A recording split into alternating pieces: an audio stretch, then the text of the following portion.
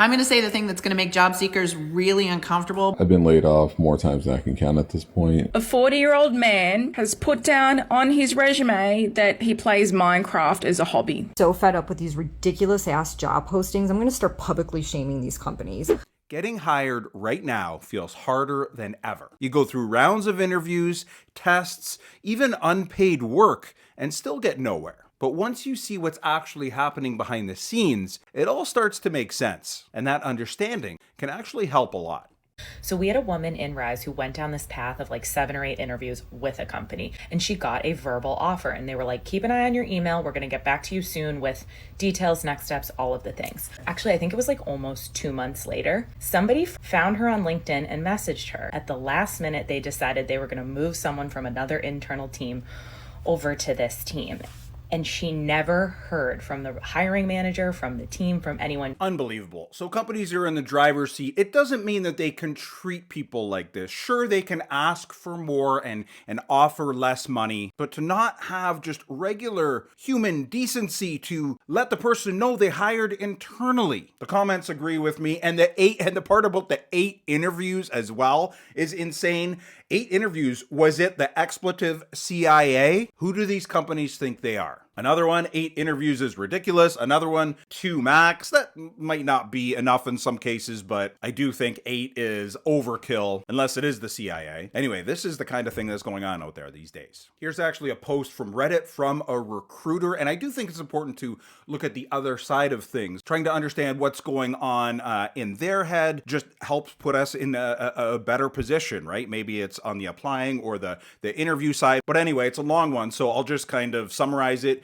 They admit that the system is broken, not because they don't care, but because they're overwhelmed. One posting can get hundreds or maybe thousands of applicants. That forces quick scans, missed candidates, and constant ghosting when roles stall or people move on. The result is that candidates feel ignored, recruiters feel buried, and no one is actually winning. And then I just wanted to confirm the listing online says average pay is $55,000 to $60,000 for this position, so I just wanted to confirm that.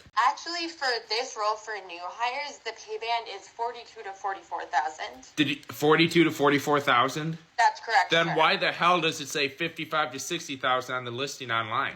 So That's so misleading. That is so misleading. So that's a question for our website writer. What? So the pay is 42. The pay is 42 to 44,000 for this job, and it's not 55 to 60. That is correct. This interview is done. This interview is done. No, you guys are so flipping misleading. Goodbye. So good for him, but I do think this is fake just because I was curious. So I went in and watched some more of his videos, but this is going on out there. Here's one actual case of this happening from Reddit. Had an interview with a company I was really excited about until I found out they completely lied on their Indeed posting. The job description said 90 to 100,000 was the salary, but during the call, the hiring manager told me the pay was actually 60 to 65. That's 40% less. I told him what I was expecting, and he said, can we still talk? I might be able to make things work. And somebody responded down below, be prepared for. So I spoke with the manager that controls the purse strings and told him how excited I was to hire you and how perfect you were for the role. And I was able to convince them to offer 70,000 plus you'll be eligible for benefits like our great blah, blah, blah. And someone responded below that, yeah, benefits like Pizza Fridays. If you're finding value in this video, then make sure to subscribe. After all, it's free. So fed up with these ridiculous ass job postings, I'm going to start publicly shaming these companies. Let's start with PGC Digital America, who's looking for a city guide video creator and is paying a whopping $8 to $12 an hour. So you're going to create 1 to 5 minute walk and talk videos highlighting public places. Okay, so you're a producer. You speak naturally on camera. Oh, so you're also the talent. You have to record smooth and steady footage using your smartphone. Okay, so I'm the videographer and I'm providing my own equipment. So I guess I'm doing the post-production and also all the paperwork. You should be embarrassed to put up a job posting like that. So I kind of get the irony here because she is creating TikTok videos, so she pretty much has all of the skills she just described, and she may or may not be doing that for free. Maybe she makes some money from TikTok. If she does, hopefully it's better than $8 to $12 per hour. But really, if someone is that skilled to make really good quality videos for this company, then why wouldn't they just do that themselves and put it on a great place like YouTube? One of the comments makes a great point. $8 to $12 in this economy is crazy. And one more, I remember some corner store requirements listed 10 plus years of work experience for stocking shelves. And I covered on a previous video, I'll leave a link down below, but it was a post for someone to work in a sporting goods store as a cashier and to stock shelves. And that posting required them to have a bachelor's degree in business. Like I said, I'm going to look at both sides of the coin today because it is important to understand what's going on the recruiter and the HR side. So another post from Reddit. HR and recruiters, what the hell are you people doing? I have been on both sides of your BS, looking for a job, never get anywhere with you nuts. Now I am trying to get positions filled, but simply get BS on that front. Also, it seems like HR and recruiters are the major part of the problem. You can't tell me there's no one out there looking for a job with decent pay, full pension, benefits. Tell me what's up. Why do you people seem to make a career out of hiring? And I have one idea, and I mentioned that on a previous video as well. Maybe part of the problem is incentives. If roles get filled too fast, there's less work. So maybe things get dragged out to keep the pipeline full. After all, HR and recruiters, they want to keep their job as well. And another thing is the job search ecosystem. It's big business. Indeed and LinkedIn and a lot of those sites, I'm not saying they explicitly try to stop people from getting jobs, but the less people looking for jobs, the less people that are going to be on their sites. So the less money they make. So where are their incentives? But then a reply to that Reddit post we just saw kind of poo-poos what I just said, but they do it well. It's honestly probably that they're the skinniest budget in your whole org and they don't have enough headcount to execute, but finance doesn't care because HR is a cost center. And then someone agrees, winner, winner, chicken dinner. If your whole org has 2 recruiters assigned to fill 100 plus or maybe more requisitions plus backfills, no one is having a good time. This is the current situation in today's job market. Role: the most junior analyst. Think interns intern. Requirements: bachelor's degree, 5 to 7 years of relevant work experience. Is currently or was a CEO. Tall. Navy SEAL. Nobel Peace Prize winner. Jeopardy champion. Yeah, you get the picture. And he touched on entry-level jobs. Here's a crazy stat. 61% of entry-level jobs require 3+ years of experience. A couple of the comments under that video are great. You forgot must be available weekends, but you have unlimited PTO. And great company culture. No pay bracket listed. Look, companies just in general seem to be having more qualifications, more requirements than ever. But at the same time, people are accepting less pay because they're desperate. A lot of people are out of work for a long time in this day and age. Before I stray too far from the topic of the entry-level roles, I just wanted to cover some more pretty crazy stats. 21% of companies have already frozen entry-level hiring. 33% expect entry-level roles to be eliminated by the end of 2026. And 47% expect them to be gone by 2027. So it's hard to comprehend how companies can't have entry-level roles. Like, how are people supposed to start their career? Why don't we start by talking about colleges and universities? I'm not sure what to do, and I know there's a lot of people feeling the exact same way. And this is not a question for employees. I want to know from the employers, the directors, the CTOs, the CEOs of companies, like, what are you actually looking for? Because at this point, people like me are ready to jump ship. And honestly, I feel like colleges should probably be investigated for giving away and even having IT programs, because why would you have something that's not going to be of any benefit at all to the person that's receiving it? And how many other degrees, diplomas, courses, majors are there out there that are becoming irrelevant? It's almost like fraud. Like kids, families, parents of the kids have to spend so much money. And what are they getting out of it? The most common reason that I'm sending out rejections is because people are messing up this question. I ask them, why are you looking for a new job? He's like, yeah, it just wasn't a good fit. It just didn't work out. I got nothing there. I can't help you there. So that's a rejection. Or maybe you just simply shouldn't ask questions that you don't want a realistic answer to. This is like the definition of a bait and switch question. You are baiting interviewees into saying something so that you can reject them. Her other question that she says everyone messes up and she gets a lot of rejections to was, tell me your favorite boss, tell me your least favorite boss. That is another bait question. You are baiting them into saying something negative, derogatory about their previous employer or their previous place of employment so that you have an excuse to not progress progress them through the process. It's the same way of asking them why you left your other job or why are you looking for a new job. Don't ask these questions if you don't want a real answer, because the realistic answers usually are, it didn't work out. I'm looking for different hours. I'm looking for a different team. I want to get paid and pay my bills. All of which I feel like you would reject people for. You're setting them up for failure because you want them to lie and then punish them for telling the truth. Of course, there's the interview side of it as well. Job descriptions are asking for so much, but then the interviews are as well. Whether the company's requiring you to go through 8 interviews, as we saw earlier, or as I might look at later if I have enough time. There's just so much to cover, but some companies are requiring people to do projects or complete a test that takes a couple of hours. And in a lot of cases, this is more at the front end so they can filter out candidates. So people are spending enough time in the resume writing and cover letter writing and the searching for a job, but then they're having to spend additional hours and hours at the front end of the process just to get rejected. I saw a comment, I'm not going to show it, but it's from somebody in the UK, just saying it's good to know that this is going on outside of the UK. And yeah, it's a global marketplace. So this is going on just about everywhere. And this is a Reddit post from New Zealand where they're getting the same kind of a thing, an offer for a lot less money than what the job posting showed. The posting showed the company was going to pay a certain amount with a company car, and petrol, gas, was going to be included or reimbursed.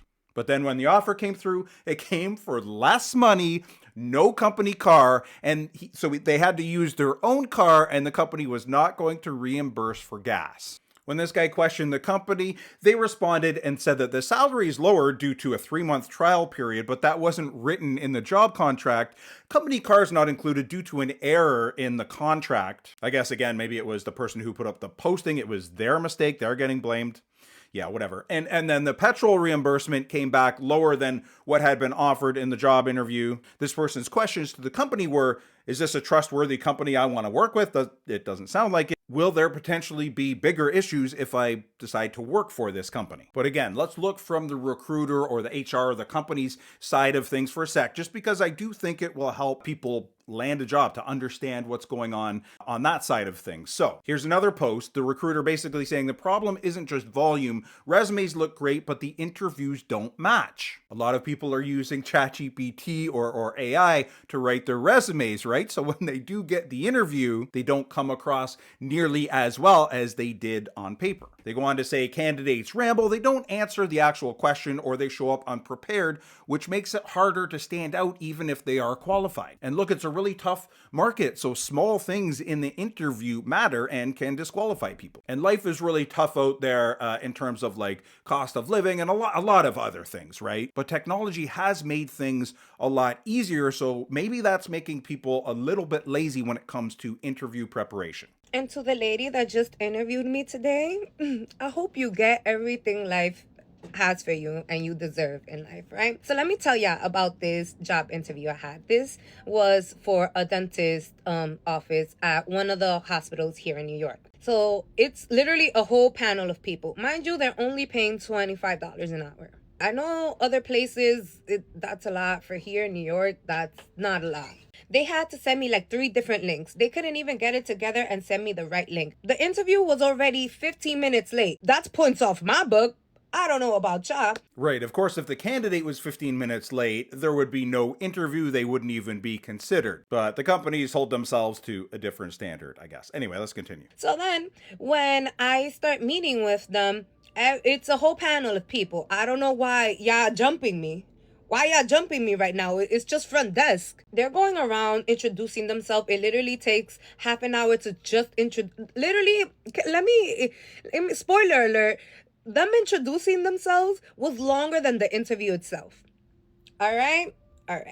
So we go ahead. The way they introduce themselves, it's so bland. One of them seem upbeat, but the other one is like, damn, like, you interviewing with somebody, make it seem like it's gonna be fun to work with you. You already making me seem like, oh my God, it's gonna seem a drag to work with this person. Again, so I guess the mentality coming from a lot of these companies are that, you know, they have all of these applicants, so whoever they choose is going to be lucky to have the position, so they don't really put any thought into trying to make it look like it's a good company, a good place to work. And I've seen examples before, and I spoke about it in videos, how companies are clearly putting in job descriptions that if you want work-life balance, then don't apply here. If you want a 9-to-5 job, just move on right now, because we're only considering people who are going to give their entire lives to us and have no personal life. And of course, I'm paraphrasing and maybe embellishing a little bit, but honestly, that's what a lot of these companies are thinking when they put these posts out there. One of the comments helps put things into perspective, I think, coming from someone who does interviews. So the other side, again, as someone who does interviews, this feels so unprofessional on their end. Also, every interview is practice. So screw it, at least you got some practice. And I know a lot of people out there are really struggling to find a job right now. So this doesn't give them much solace, but at least if they can think about it like their time is not wasted as much and that it's practice and helping them get better, then maybe that'll make things a little bit less painful. Get it. Projects are annoying. They can feel like free labor. But here's the reality. Would you rather spend 3 to 4 hours completing one or another 3 to 4 months unemployed? I would actually rather spend those 3 to 4 hours applying for jobs that actually want to take me seriously. 9 times out of 10, if you make me take an assessment, do a project before we ever had an interview, I will never respond to you again. His whole point is that you're only hurting yourself. You're not hurting the company. No, I'm not. Because hurting myself is wasting hours of my day, especially if I need a job, completing something that I will still probably never hear back from. Also, it doesn't feel like free labor. It is the definition of free labor. If they are asking you to do projects, that is free labor. Now, if you want to pay me like an hourly wage, we can have that conversation. But I'm not going to waste time where I could be interviewing and applying for other opportunities for your one assessment where, in my own experience, half the time they don't even read. They just want to see that you completed it. It's a purity test. I'm uninterested. And if you want me, we can have a conversation in an interview. So I'm kind of on the fence about this one. Let me know what you guys think down in the comments. I mean, a company asking someone to complete a project, maybe if it's a kind of a small project, just an example so that they can see their work, kind of makes sense to me. But I see her point as well. You don't want to waste lots of time at the front end of the process. But the first comment is pretty amazing. I applied to a job interview where the assessment was you answering interview questions on video before the interview, which seems a little counterintuitive, but I guess they want to see you and be able to determine if you're worth interviewing. But another one, and I've done videos about this before, older workers, this is a good way where they can filter out older people. They can't ask outright, like, how old are you? Now, there are ways to filter that out, of course, in the application process. But once they see us on video, they'll get a pretty good idea. One more comment, because it does bring up a good point. Any company that wants me to do free labor in an interview is going to want me to do free labor if I'm hired. So perhaps it's a red flag. Again, let me know what you guys think down in the comments. One more comment I have to read because it's possible. I honestly think these companies are posting they need to hire only to get free labor and never hire anyone. And I suppose that's possible if they have a whole bunch of candidates and they give them all a different project that they need to get done. It's a good way to get all of that done for free. Is this going on? I don't know. I wouldn't put it past companies. As we've seen, they're in the driver's seat. And we have no supports. You know, during the Great Recession, when we were in a very similar job market where there were just tons of layoffs and hiring freezes and just like not enough to go around, did you know unemployment was extended for like up to 99 weeks to help people out? During COVID, unemployment was extended, and then all these other things were happening with mortgage companies and rental companies and credit card companies. We were getting support so that people were not going into poverty and being unhomed, filing for bankruptcy, and all of these scary, awful, destroy yourself things that happen. We have none of that right now. And there are a ton of people out of work for a long time, and it's starting to get pretty depressing. So let's kind of switch gears a little bit. Before we do, I just have to mention, I would be remiss if I didn't, the emergency fund. We have to think, you know, when the good times are happening, that bad times could be around the corner. So we just have to save for that rainy day. Job descriptions that are actually threats. We need someone who can hit the ground running. Ground? What ground? We don't got no money for a ground. You start Monday, sink or swim. We offer a collaborative environment. You better clear your calendar because your time is ours now. Welcome to corporate slavery, baby. Meetings on meetings on meetings on meetings on. We want someone who can thrive in a fast-paced culture. Oh, we're gonna age you at least 3 years every quarter. You're gonna gain a whole bunch of weight. Your family's gonna hate you. It's gonna be great. You must be detail-oriented. We disorganized as, and you definitely gonna clock it on day one. We're looking for a rock star. We want your Beyonce work ethic, and we're gonna give you a Dollar Tree payroll. Ready? It is pretty amazing when you see a lot of these job descriptions. They want someone perfect. Like, it seems like they want somebody superhuman, but then we all know, as we've seen, we start with the company and things are nothing like what we thought it would be, or the image that the company portrays to us in the interview process, right? Let's hear from another recruiter. I won't read the whole thing because it's long again, but they basically say that, yes, the market's slow. They acknowledge that, but it's not dead. People are still getting hired, just differently. The ones that are getting through aren't mass applying. They're more targeted, reaching out to real people and treating interviews like conversations instead of something that's scripted. In this market, consistency and quality matter a lot more than volume. Comment from one of you after a recent video I did. My friend has been looking for a job for a year. She's in her mid-50s. Not sure if this is the reason for her struggle. You now need to know the hiring people in order to get a job. And I'm not saying you have to, but it certainly helps. And I've made fun of LinkedIn before on a recent video, but we're going to see a little bit later on how you can use it to your advantage and make connections like this. I've been in recruiting for a decade, and I've never seen people struggle as much as they are right now. But what's happening on the inside is even crazier. I have so many recruitment friends, and the trouble they have right now is not finding people. The trouble they're having right now is dealing with so many applicants. If they open up a job, they are literally getting hundreds, thousands of applicants, and all of the resumes look great because everybody is using AI. On top of that, they're dealing with fake, fraudulent candidates. Yes, you heard that right. There are fake people applying to the same jobs that you are applying to, and they are taking away visibility from your resume. Of course there are fake applicants. There are all of these ghost jobs, so it only makes sense. One of you brought up an interesting point via comment on one of my recent videos. With white-collar workers losing jobs, they won't have money to hire the blue-collar workers. They'll have to learn how to do the work themselves. We will all be affected. So that is an interesting thought. We're thinking all of these blue-collar jobs are safe, but if a lot of these white-collar people who would be hiring blue-collar folks to do the work, if they don't have any money, they're not going to be able to hire the blue-collar, so there's going to be, a ripple effect. And of course, all of these white-collar people out of work are going to be going for those blue-collar jobs. Most persons aren't getting rejected. They're actually getting filtered out before human resources even gets a chance to view the application. One of the biggest issues is using a resume that is too generic. Another mistake that you're making is explaining what you did instead of what changed or what was impacted because you were there. Again, I don't need to see a job description. I need to understand your impact. What improved? What grew? What changes were made when you were there? What problems were solved? Another one that people overlook is your resume not matching your LinkedIn account. And this is major because instantly I'm comparing. And when that happens, you're creating doubt in my mind.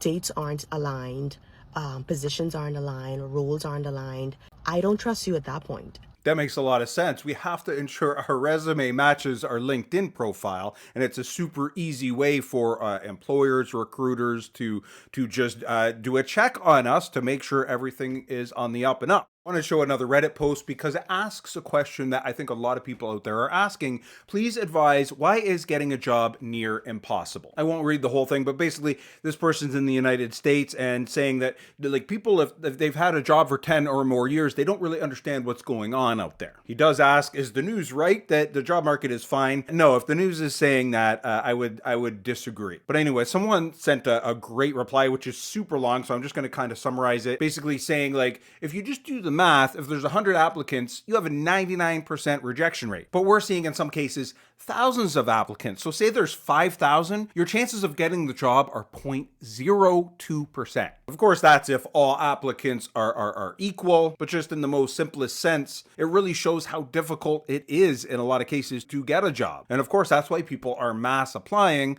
but in a lot of cases, that isn't really effective. The comment went on to say that the system is really like kind of corporatist rather than being a true free market. So basically, it's a system that favors large companies and asset holders rather than the general public. And part of it, you know, the government saying that everything is fine, the job market is fine. Part of that, it's kind of like the CPI. It's like how the data is presented. Things like unemployment or inflation can be measured and presented in ways that make them look different than they actually are. So the 4.3 or 4.4% unemployment rate in the US is a lot nicer than the actual situation. I showed on a previous video the underemployment rate. This was by the Ludwig Institute. The underemployment rate is more like 24%. So to sum up, for most people, the constant rejection, it's not about ability, it's more just about the math, the probability. When you get more people chasing fewer real opportunities, this is the result. You have to stop applying to jobs that you are not qualified for. On average, we are receiving 500 applications for one job. This is 500 sheets of paper, 500 applications. And you know what? Only about 10% of those are actually well-qualified people, but I can't find those 10% because I have to scan and go through 500 resumes of people that are not qualified for this position. Your issue, and I get it, is that you feel like you should just apply to everything, but you're wasting your time. You are wasting your time. It takes an hour and a half to fill out applications. Yeah, I don't think a lot of people are feeling sorry for the folks in HR, the people on that side of the fence, especially if you don't have a job right now. And I mean, my counter argument to her is that AI is doing the job of filtering out a lot of people at the front end anyway. But she makes a good point. There's no point really in applying for a job these days for people who aren't qualified. It's just a waste of time. Another comment from one of you that kind of speaks to why we don't feel sorry for the company side of things. My company waits for leases to run out every year, closes stores, fires everyone, then waits to open new stores in that location, but hires at a fraction of the old pay. Not believe the nonsense that comes through on job ads. I'm currently helping a hiring manager look for a customer service person. So this is just a desk job.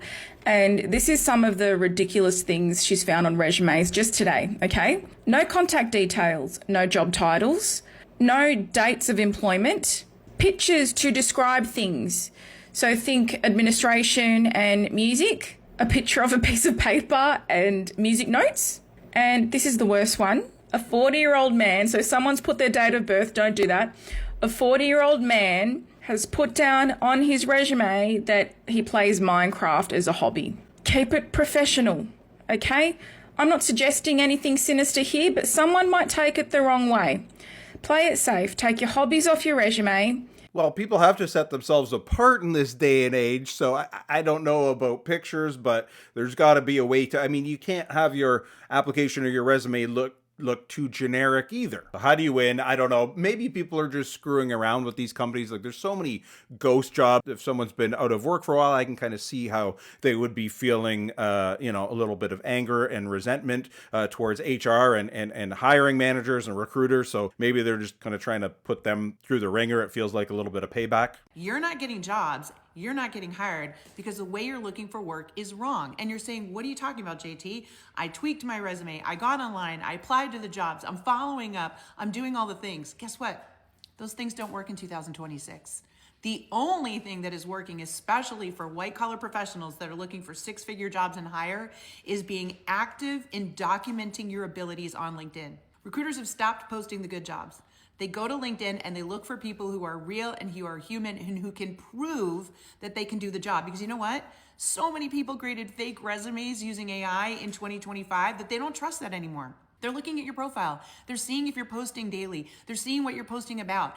And by the way, there's a very big algorithm update that happened on LinkedIn this past year that is making it much easier for recruiters to find people who are a fit.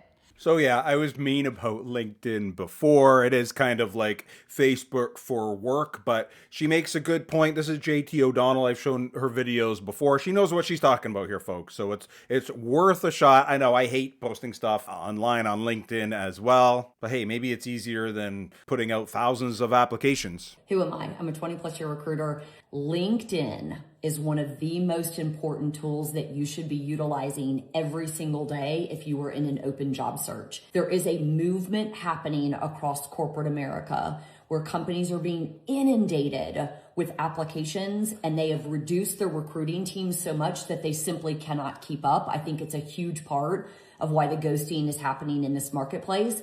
But every one of those individuals has a LinkedIn recruiter license. And so companies are saying, look, we're not going to post roles anymore. You are now, recruiter, going to forward face into LinkedIn and you're going to go find the people that we're looking for. We've always done this. We've just not done it to the level in which it's going to start happening in this 2026 job market.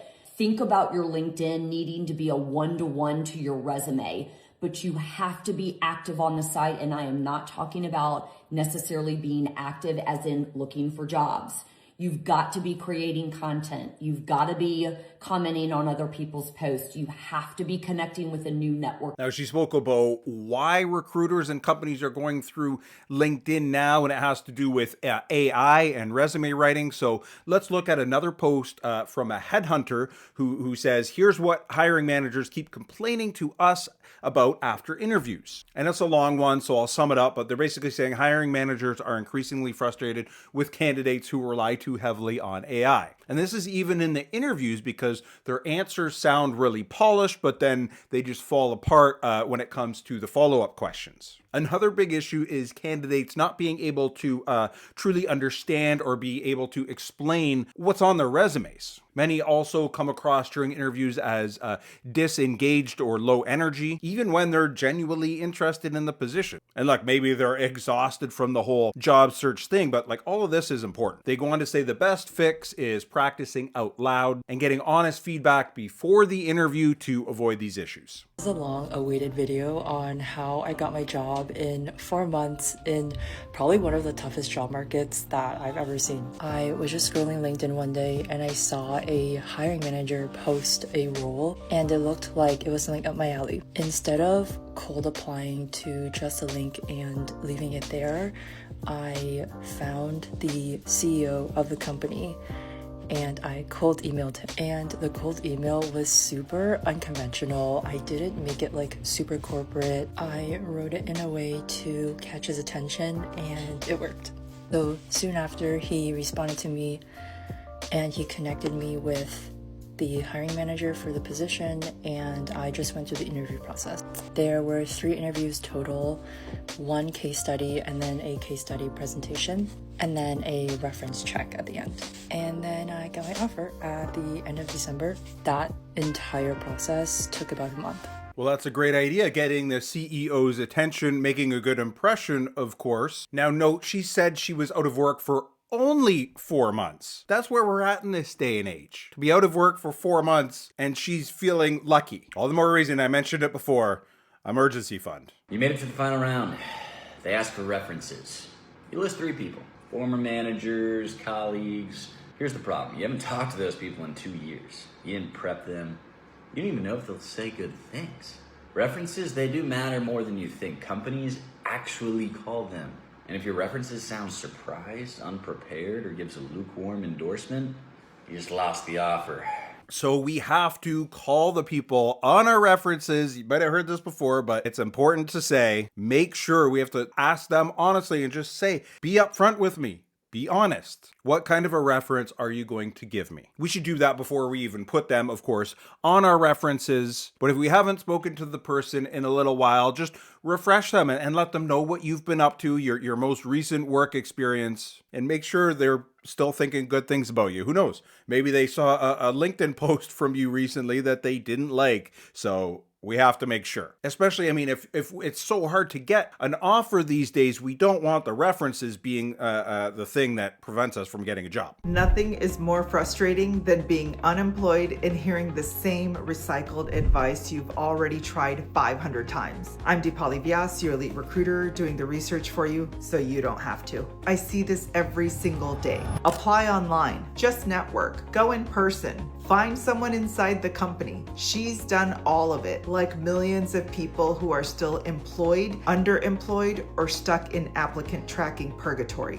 Let me flip it and give you the actual insider strategy. The one I use with executives, hedge funds, tech leaders, the ones that actually work in this job market. Number one, consistency beats motivation every time. Most people apply in emotional waves. Panic on Monday, burnout on Friday. But the people who get hired, they treat job hunting like a pipeline, not an event. 10 to 15 targeted applications a day, every day. This is a numbers game, and consistency is the only unfair advantage. Number two, leverage AI, not to be fancy, but to increase volume. Use AI to generate tailored letters fast, repurpose your resume for different roles, draft your star stories, track your application pipeline, practice your interviews. Most people network by sending random messages. Real networking is nurturing. It's following up. It's staying visible. It's adding value. People hire who's in mind, not who's out there. This is the part nobody teaches. Job searching is project management, not luck. So lots of advice out there. Some of it is conflicting, but I hope some of this helped. Now, she did mention AI. The people who we are competing against to get the jobs are using it, so we have to use it to the best of our advantage as well, or we're going to be at a disadvantage. Now, one of you made a comment recently about AI, so I just have to read it right now.